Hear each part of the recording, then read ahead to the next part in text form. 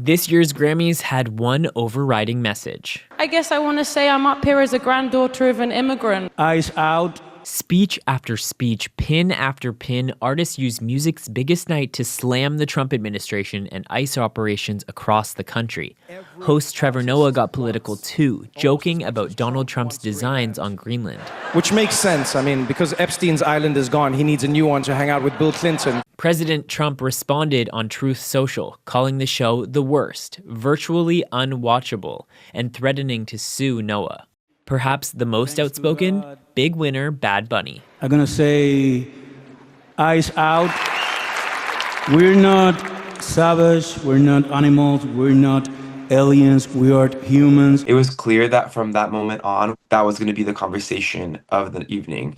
The Puerto Rican superstar's multiple awards include the first all-Spanish language album to ever win Album of the Year. It's not typical to have the biggest artist in the world be so direct in speaking out, but the reality is that he is part of the community that is being affected. Last year, Bad Bunny refused to take the stage in the continental US, citing safety concerns for his fans.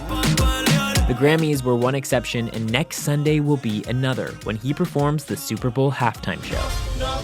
The Grammys offered him a supportive room, but the Super Bowl could be a very different environment, says this expert. The crowd that was in the room, I mean, there was a clear consensus. The Super Bowl doesn't have that. He says while the audience is bigger, so are the stakes and potential divide. Even so, it's the implicit protest that artists can get away with at the Super Bowl. They can't be explicit, but they can be implicit. For audiences to see that critique is still possible is very important. We'll soon see what happens when this megastar takes an even bigger stage. Griffin Yeager, CBC News, Toronto.